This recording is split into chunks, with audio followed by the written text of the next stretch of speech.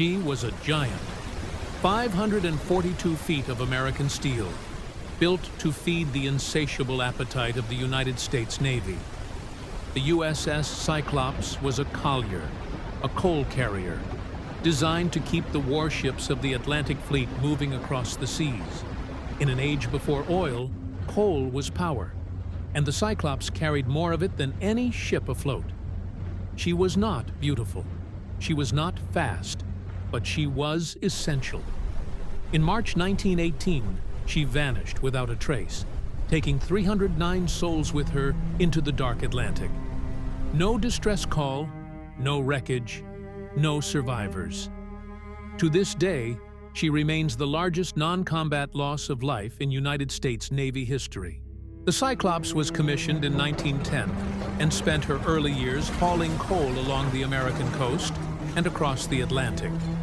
She was one of 4 sister ships. Proteus, Nereus, and Jupiter were her twins, and together they formed the backbone of the Navy's supply fleet. The Cyclops was the workhorse, the reliable one, the ship that captains knew would deliver her cargo on time. But by 1918, she was showing her age. Her engines were temperamental. Her hull groaned under heavy loads, and her captain was a man whom many considered unfit for command. Lieutenant Commander George W. Worley was a peculiar figure. Born in Germany as Johann Friedrich Georg Wichmann, he had immigrated to America as a young man and changed his name. He was 60 years old in 1918, heavy-set and hard drinking, known for pacing the bridge in long underwear and a derby hat. His crew despised him. His officers distrusted him. He had been court-martialed twice for misconduct, though never convicted. The Navy tolerated Worley because he delivered results. His ships arrived on schedule. His cargo was always accounted for. But whispers followed him wherever he sailed. Some said he was a German sympathizer. Others said he was simply mad. In the end, the truth about Worley went down with his ship. In January 1918, the Cyclops was ordered to Brazil to refuel American ships patrolling the South Atlantic. She departed Norfolk, Virginia, loaded with coal, and made the journey without incident. After completing her mission, she took on a new cargo, 11,000 tons of manganese ore, and prepared for the return voyage. Manganese was essential for steel production, and the ore she carried was bound for the factories of Baltimore. It was the heaviest cargo the Cyclops had ever transported.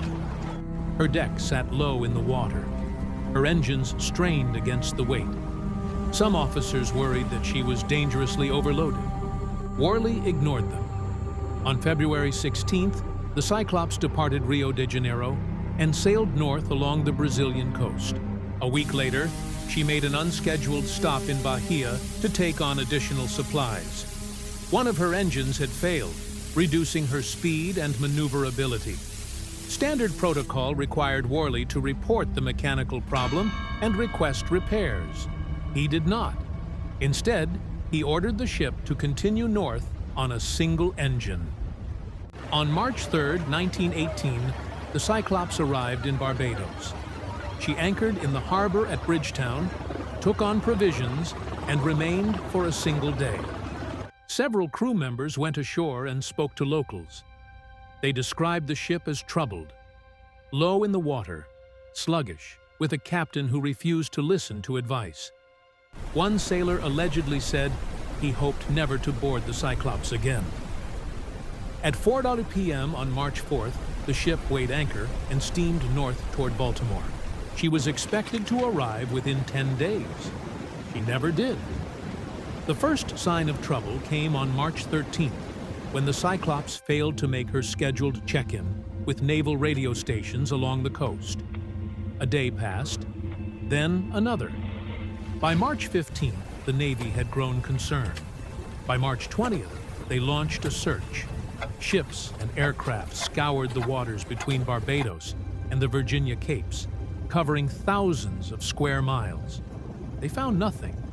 Not a lifeboat, not a piece of debris. not a single body.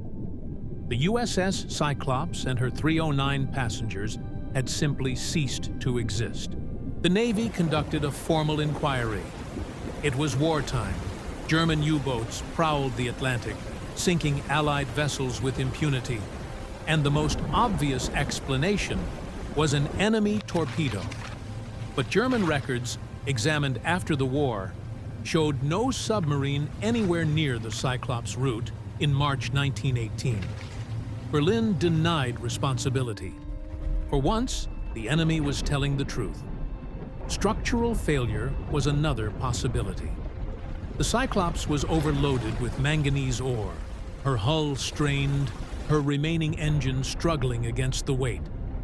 Perhaps she had simply broken apart, split in two by the shifting cargo, and sunk in minutes. Manganese ore is dense and heavy. If the load shifted during a storm, it could have capsized the ship before anyone had time to send a distress signal. But there had been no significant storms along the route. Weather reports from early March showed calm seas and fair skies. Some investigators pointed to the captain himself. Worley was unpopular, erratic, and of German birth. Could he have sabotaged his own ship? Could he have surrendered the Cyclops to a U-boat, handing over the valuable cargo and crew as prisoners? There were rumors that Worley had made pro-German statements before the war. But if the Cyclops had been captured, someone would have talked. 309 people cannot vanish into a German prison without leaving a trace. And again, German records showed no evidence of contact with the ship. Mutiny was considered. Worley's officers hated him. The crew resented him. Perhaps violence had erupted at sea. A confrontation that spiraled into chaos, leaving the ship adrift and uncontrolled. But mutiny does not explain a vanishing. Ships that suffer mutiny are found eventually, floating or wrecked. The Cyclops was neither. The investigators were left with nothing. Every theory collapsed under scrutiny. Every lead went cold. The case files grew thick with speculation, but the final page remained blank. The mystery deepened in the decades that followed. In the 1960s, when the phrase Bermuda Triangle entered the popular imagination, the Cyclops became a centerpiece of the legend. The ship had vanished in the region between Miami, Bermuda, and Puerto Rico. The same waters blamed for dozens of other disappearances. Writers spoke of magnetic anomalies, alien abductions, and doorways to other dimensions. The Cyclops became a ghost ship, a symbol of everything unexplained. But the true explanation, if there is one, is probably more mundane. Modern naval historians believe that a combination of factors, an overloaded ship, a failed engine, a stubborn captain, and a sudden squall, conspired to sink the Cyclops in minutes. Manganese ore does not float.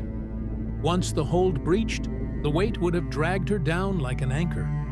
There would have been no time for a radio call, no time to launch lifeboats, no time for anything but the cold rush of water and the long fall into darkness. And then, 23 years later, the pattern repeated with chilling precision. In 1941, the Navy lost two more of the Cyclops sister ships. The Proteus and the Nereus, both carrying bauxite ore, vanished in the same stretch of Atlantic within weeks of each other. No distress calls, no wreckage, no survivors. 3 ships of the same design. 3 heavy cargoes of dense ore. 3 vanishings into the same hungry waters. Whatever had taken the Cyclops had returned for her sisters. Some say the sea has moods. Some stretches of water simply do not forgive mistakes.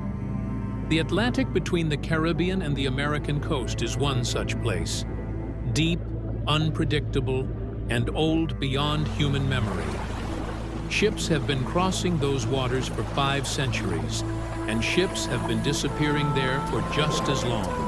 The Navy never closed the case, Officially, the loss of the Cyclops remains unexplained. 309 names are carved on memorials in ports along the eastern seaboard. Sailors, firemen, engineers, and passengers who boarded a ship in Barbados and never stepped off. Lieutenant Commander George Worley is buried in those waters too. Whatever his flaws, whatever his secrets, he went down with his command. Today, the Caribbean shimmers under the same sun that shone on the Cyclops' final morning. Somewhere below, in the crushing black of the deep Atlantic, she rests. Her manganese ore has long since scattered. Her hull has collapsed into the seabed. Her crew has become coral and memory. She was a giant. She carried 11,000 tons of ore and 309 human lives. And one day in March 1918, she sailed into a silence that has never been broken. The Navy calls it missing, presumed lost. Over a century later, the Cyclops is still missing. She always will be.